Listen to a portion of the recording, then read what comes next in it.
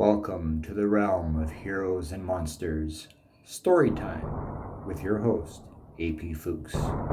Stories of intrigue, stories of horror, stories of superheroics, stories of monsters. Get ready, the thrill ride begins. Good day, everybody. Welcome to episode 9 of the Realm of Heroes and Monsters Story Time with me, your host, AP Fuchs. Now, this episode is a little bit different in the context of, in terms of story time, because up until this particular episode, so for the past 8 episodes, past couple months or so, we're blatantly going into sort of the, in terms of the stories, the fantastic, right? We've been doing a lot of stories about the fantastic, and there's always like some sort of supernatural element, or like the Axiom story, superhero element. But the point is, there's always been sort of fantastic. This particular episode, this particular story is not like that. I'm going to give that as an intro. I don't want to bore you with that kind of an intro, but the point is, what I'm trying to say is simply, this is one of those stories where you have to listen, like listen. It reads a bit different on the page, of course, because reading versus listening are two different things. But this is one of those ones where you have to listen carefully. Otherwise, you're going to miss it, and the story's not going to make sense. So that's my disclaimer, and to you. And I'm doing this because we're doing this podcast in podcast form, right? We're doing the story that way. So I wanted to give that to you. It's a different experience when reading the story on paper, but for listening, you got to pay attention. And then if you do, you're going to get a good story. And if you don't, or slip out, then you're going to wonder if Fuchs was nuts when he wrote it. So anyway, here comes the story of, you know what? Just go listen. Okay. Go.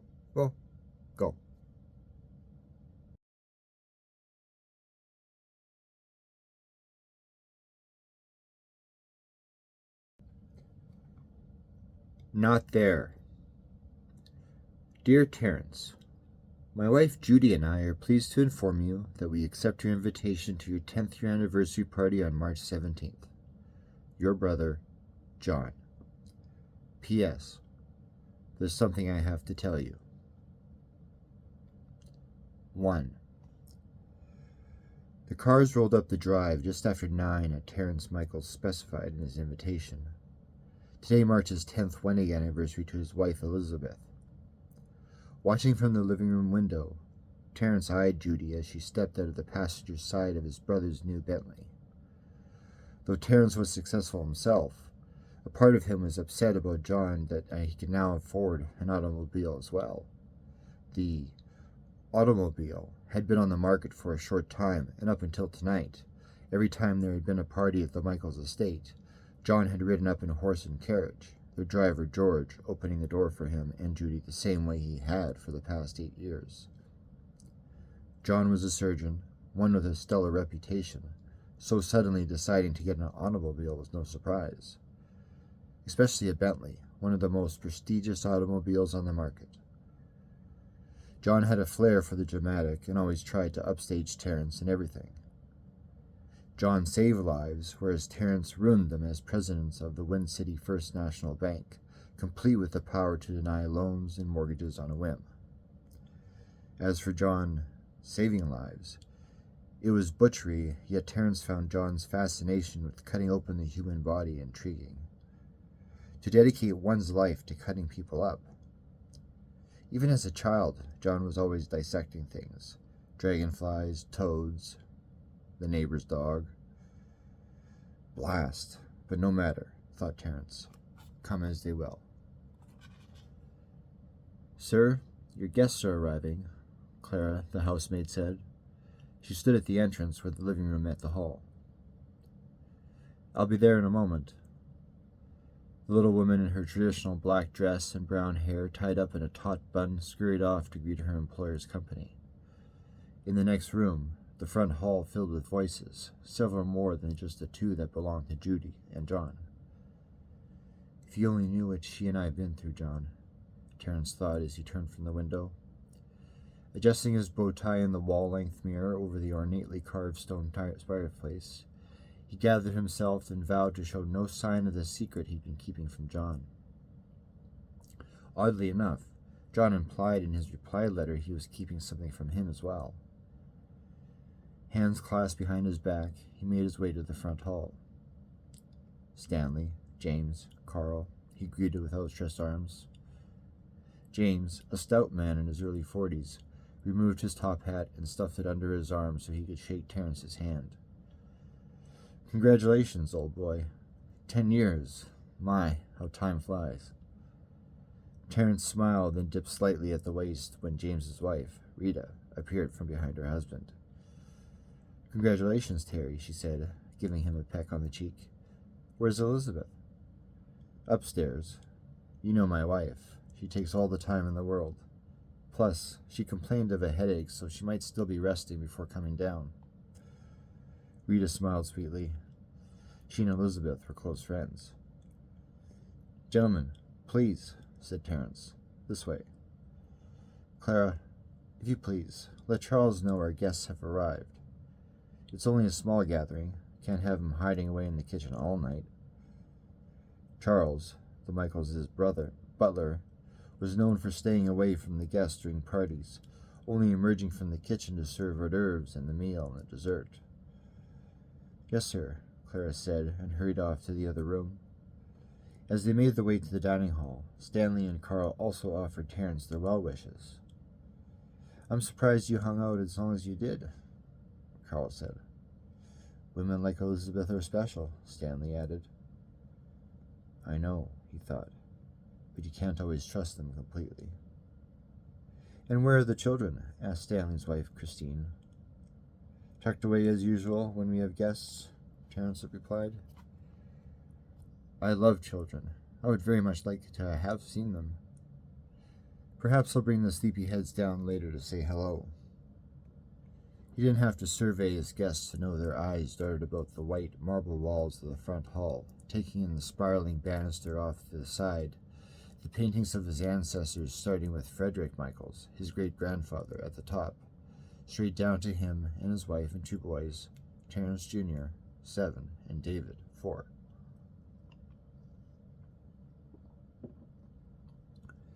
When they entered the mahogany-paneled dining hall, Charles stood at one end, a bottle of Merlot at the ready. Clara stood at the other, wiping her hands on her apron.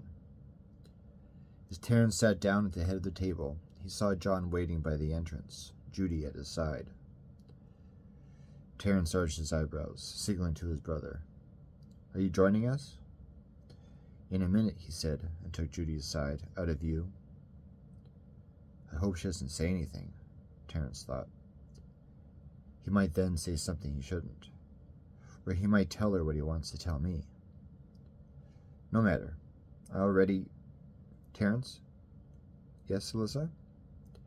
Eliza was Carl's wife. It simply wouldn't be right for Charles to serve us without Elizabeth here. Why don't you see what's taking her? He considered for a moment. Very well. He slid his chair back and stood. Ladies, gentlemen, one moment, please. A few nodded his way while others chatted. Charles, he said. Yes, sir. Charles stepped up to him, his slim form a solid 4 inches taller. Terrance was pleased Charles wore his black suit tonight instead of his usual gray. Retrieve the 89 from the cellar and give everyone here a healthy glass. The 89 was the 1889 Scotch he had been saving since he bought it at auction 2 years prior. It is much better than the Merlot. Very good, sir. He turned to leave. Then, sir? Yes? I'm sorry to ask, but have you seen the hammer? There's a nail in the floor that I noticed sticking up earlier. I wish to bang it down before someone snags their foot. No, Charles, I have not. Now, about that Scotch. Charles left the room. Terrance exited the dining hall, crossed the front hall, and went up the orange and black patterned carpeted stairwell. Even after living in the large home for the past 8 years, he still reveled in the way his fingertips glided across the smooth surface of the polished oak railing. The hallway at the top of the stairs was dim, the only light coming from the medium-sized chandelier in the front hall below. The master bedroom was yet another floor up and could only be accessed by the staircase at the end of the hallway. Doors lined the hallway, though he couldn't remember the last time he'd been in them. The rooms were fully furnished. The inside contents remained hidden beneath white sheets, only inspected once every few months by Clara for anything that might need tending to. The children had a need for the rooms, and neither did him or Elizabeth. If there were guests, they would stay in the guest house across the yard. The boys' bedroom ran off the east wing, accessed by an opposite stairwell across from the one that had led up to the master bedroom. Their playroom was on the main level, as was the servants' quarters. He considered building small residences for Charles and Clara at the back of the property, but landscaping a garden and having a story hut built for Elizabeth and the boys made more sense. Terrance considered himself an excellent family man. He ascended the stairwell and turned right once at the top. He opened the master bedroom door. The lights were out. Elizabeth lay in bed, her headache not having left. The bed was in the middle of the room, a large oak dresser carved in cherubs across the wall against the other side. One his, one hers. Above the headboard was a painting of the black garden, their little place reserved for quiet evening walks when kids were in bed and the butler and the maid were off for the night. After the walks, he and Elizabeth checked on the boys together, then returned to their bedroom, occasionally made love, then went to sleep. If love was what it was, he thought. Terrance sat on the edge of his side of the bed, the starched sheets crunching beneath the comforter. Elizabeth lay on her side, facing away from him, silent. "Our guests are waiting for you," he said. "John is here, Judy as well." I can only imagine what Elizabeth might say right now. Does she know I know? "How's your headache?" No answer. "I realize you don't want to talk to me. I'm sorry about earlier." He sighed. "I got upset and I apologize. But you got upset too. It's both our faults. The boys, they should never have heard him raise his voice at her. Ever since becoming a father, he swore he would never let his children see the two of them fighting. All couples fought, Terrance understood. It happened, and, to a degree, it was expected. Growing up, watching his parents fight nearly every evening, exceeding the boundaries of simple tiffs regularly, the way his father treated his mother, the way his mother would leave for days, too scared to face his father, Terrance would not have his boys witness the same. He vowed to protect them from the ugliness of family life and give them nothing but peace. "What am I supposed to tell everyone?" He set a hand to her shoulder. "You can't stay here all night. It's our 10-year anniversary. We should be celebrating it." He waited a moment longer, then stood from the bed. John was at the door. "How is she?" "You know you're not supposed to be up here. This is our bedroom." "Terrance, I've been up here many times before." "I know." Judy appeared behind John. The look on her face said something was wrong. If he said anything to her... "What?" John asked. "Nothing," he said. "Elizabeth is fine. Now, let's leave her alone." "As you wish," John said. The three returned downstairs. 2. "Tell me, how is it you bought out the Wind City Gazette?" Stanley asked in between mouthfuls of sautéed salmon. Elizabeth hadn't come down for dinner in spite of everyone waiting an extra hour for her. Though no one said anything, any outsider looking on in could tell you something was wrong. Adding to matters, John and Judy kept their conversations to themselves and didn't mingle with the other guests. Terrance planned to have words with him afterwards regarding the matter. He would speak to Judy as well. "Come up here in that automobile of yours, and suddenly you're better than everyone, huh?" he thought. He paused a moment, took a breath, calming himself. "Keep control." "Terrance," Stanley said. "I'm sorry, what was the question?" "How did you manage to buy the Wind City Gazette?" Terrance took a sip of his wine. It was a little too dry for his taste, but what wasn't these days? Why does she have to be in the bedroom? Why did I let myself get... I wish the boys were here, to see everyone together. The former owner wasn't paying attention, Terrance said. He had a soft spot for... women? It's not surprising what happens when you lose your footing. Simply put, he fell. Stanley wiped his mouth with a cloth napkin from the same set he had given Terrance and Elizabeth for their 5th wedding anniversary. Well, I'm proud of you for taking advantage when you did. Thank you. Clara appeared from behind the kitchen door with a silver-plated pot of coffee and an equally lavish serving tray with porcelain cups and saucers. As she began setting the dishware in front of the guests, Terrance noticed John's facing pinch at the center. Judy's eyes went wide, just beyond. What did he tell her? He grumbled. She knows, and you know that. You did it yourself. No, he did it first. He eyed the two coldly. They didn't eat their meal. Those two never ate. Not even on him and Elizabeth's wedding day. After the meal, while all sat back, cigarettes lit, drinking their coffee, Terrance excused himself from the table, stating he wanted to check in on the boys. When he entered their bedroom, he was greeted with the fond memories of early mornings waking them for school, encouraging them for the new day ahead. He was greeted with the nightmare of seeing them and Elizabeth fight. The words the boys heard. What they saw. Never again. He went over to David, the little one, whose bed was on the right. The boy was just as he left him, tucked beneath the covers, warm and snug. Terrance Jr.'s bed was on the left side, against the opposite wall. He, too, was just as he had been when Terrance sent him to sleep. Only to dream, Terrance said quietly. Hands in his pockets, he watched over them a moment more than he then left the room, and then he closed the door behind him. John stopped Terrance as he descended the stairwell to the front hall. Were they asleep? He asked. Resting peacefully. I'm sorry, Terrance.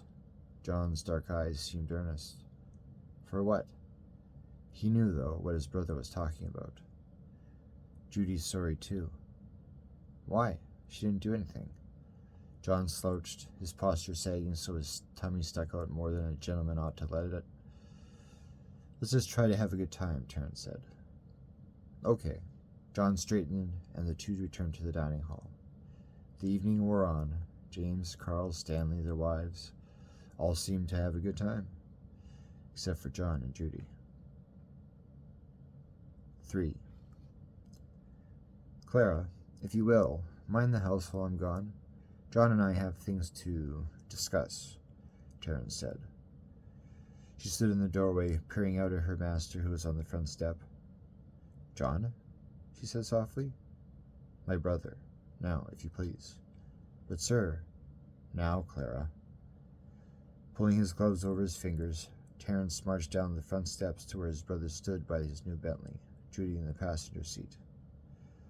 Clara crossed her hands across her apron, unsure what to tell her master.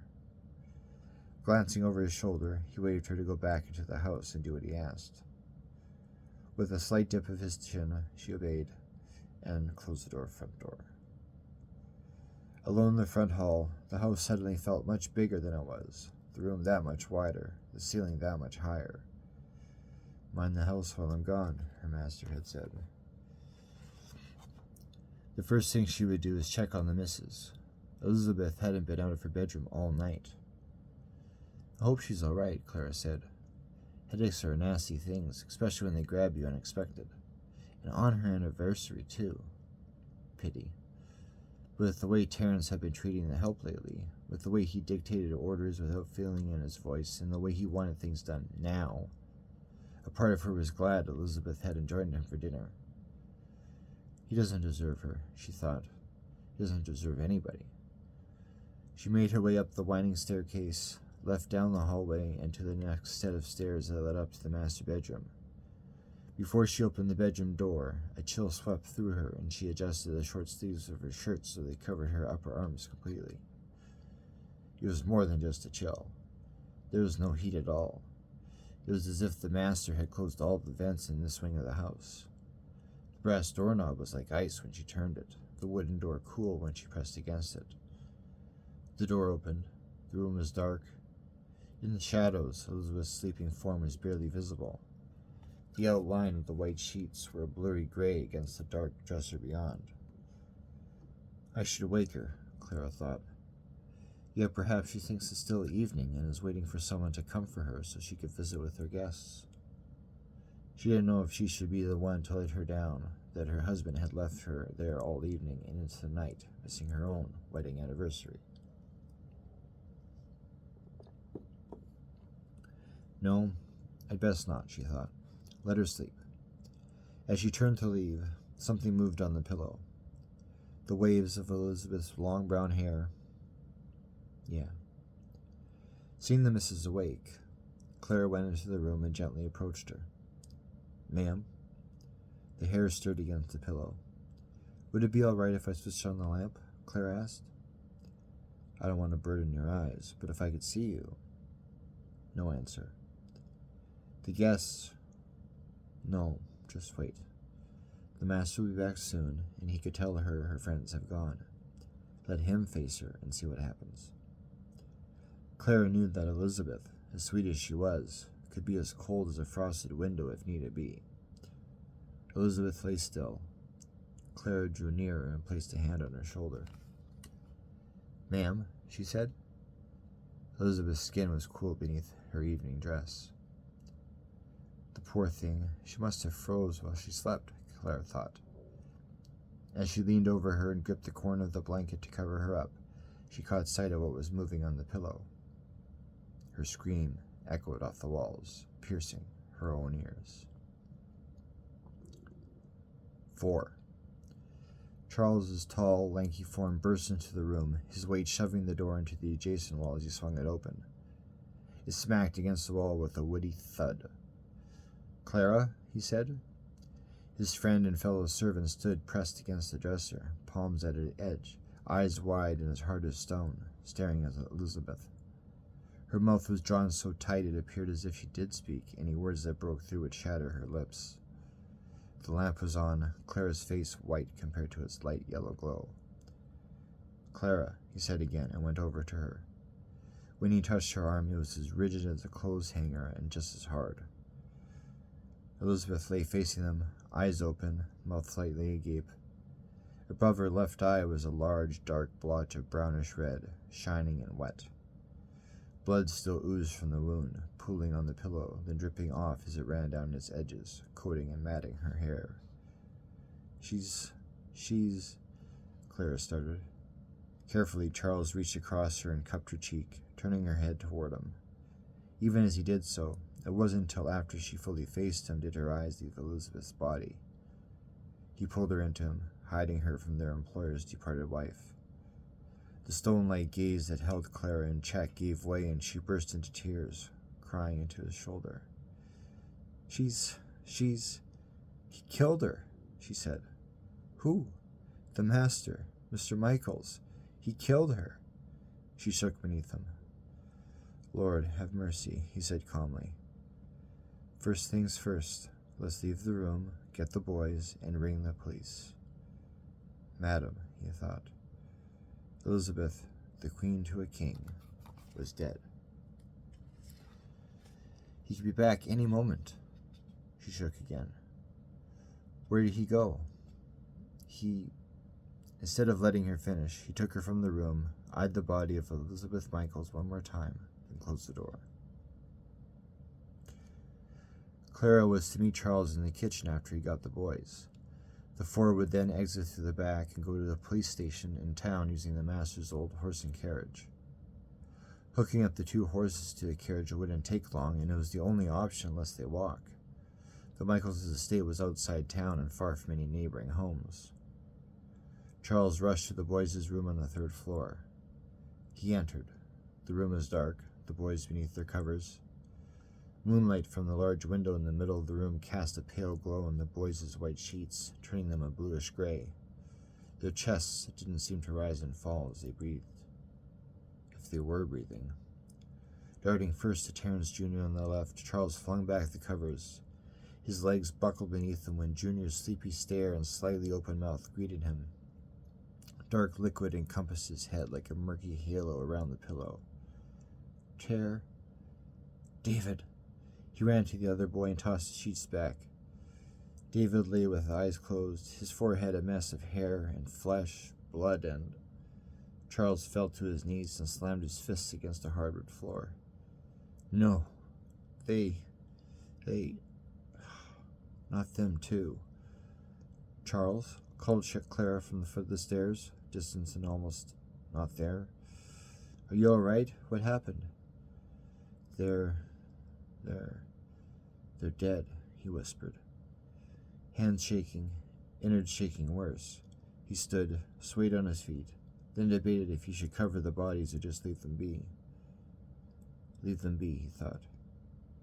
Clara, he said softly. How could he tell her of the boys' demise without sending her into a panic? They had to leave, get out of the house, and get a hold of the police straight away before the master returned. Where did he go? Charles said through gritted teeth. When he exited the room, he left the door open, thinking that if he closed it, for why, he did not know, he would somehow be abandoning the children, really allowing them to be dead. The descent down the stairs never took so long.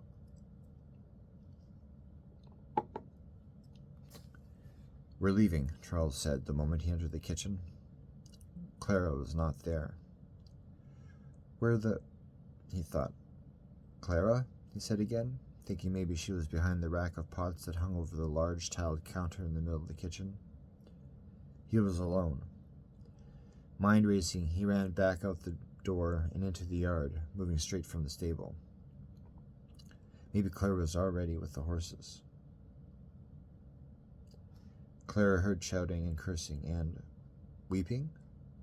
On her hands and knees by the living room window that overlooked the front lot, she kept herself from view, only peeling back the curtains just enough to see outside. Fortunately, there was a large shrub in front of the 6-foot-tall window, its tops coming about a foot above the window pane. Outside, Terrance paced back and forth, shaking a fist at... I can't believe you told him, Terrance shouted at Judy. I confided in you. He gripped the vehicle's door where the window met metal and shook it. The automobile rocked from its force. John lay on the cobblestone unconscious, his breathing slow, his breath visible in the cool night air. What is he doing? Clara thought. Terrance stood there, his hands lashed onto... Judy wouldn't leave the vehicle.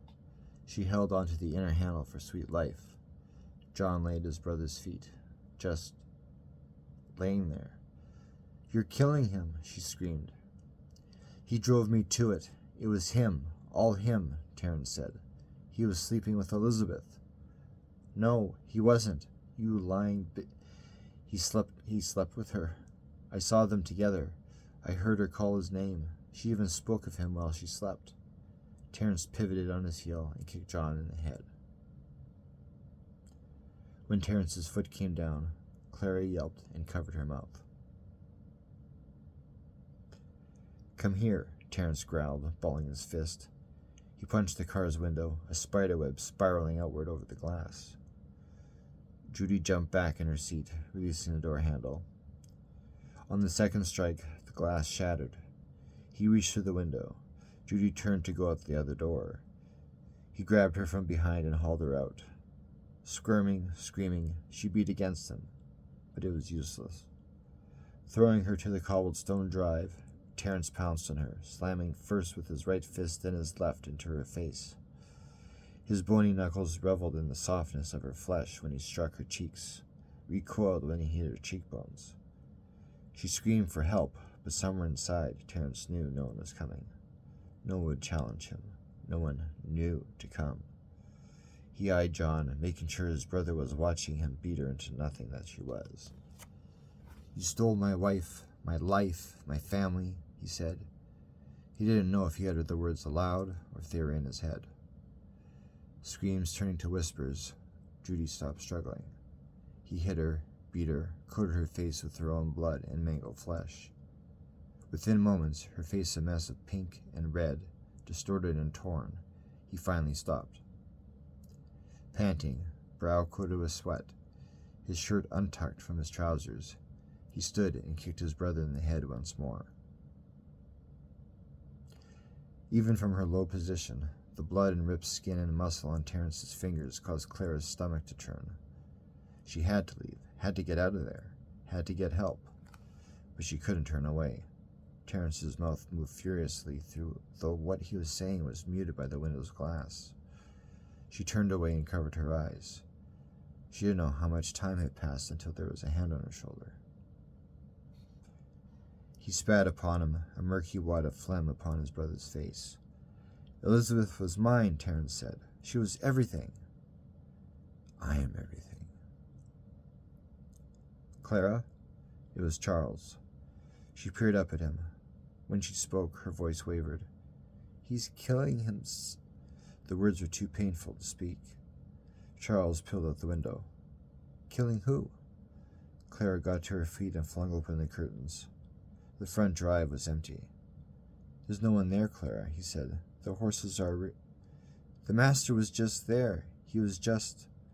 Her heart caught in her throat when she realized she and Charles were not alone. I'm here, Terrance said.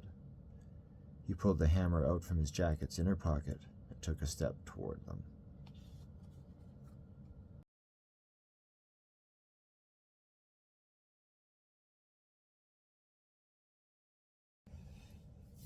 And welcome to Story Behind the Story for the Story Not There.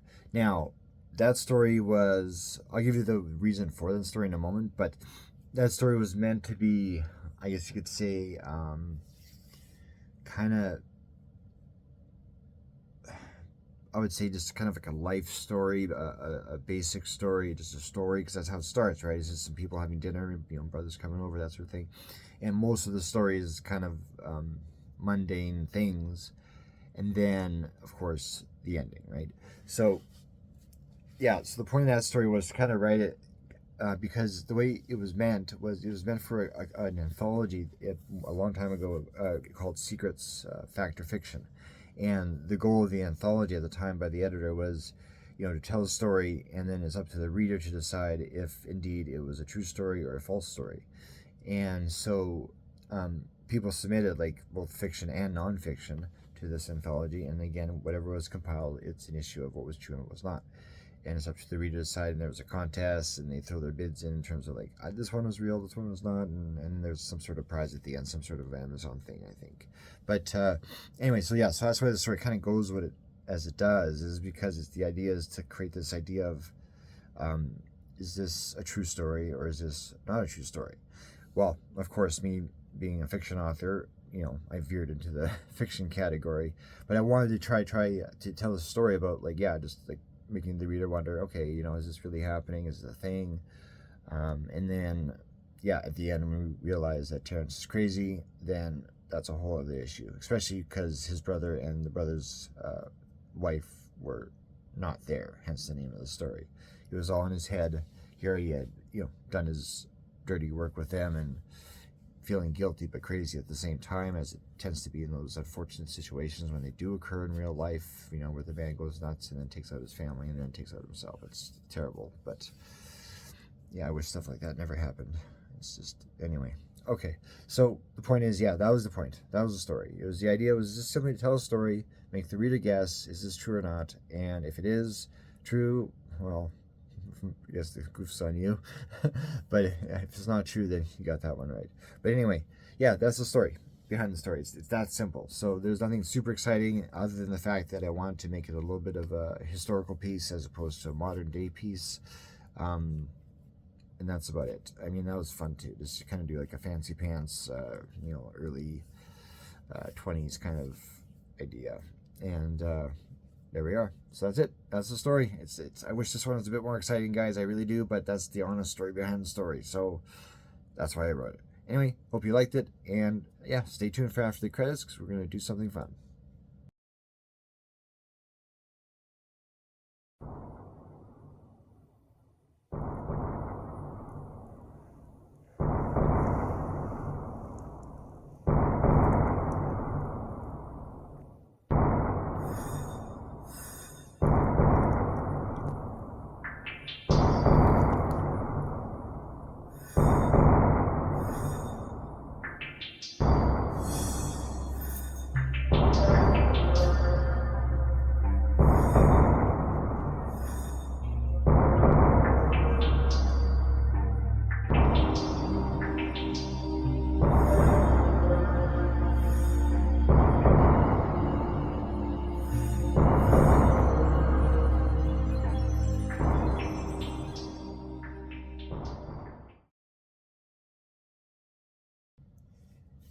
Alright, after the credits time. And this time, we're going to be fun.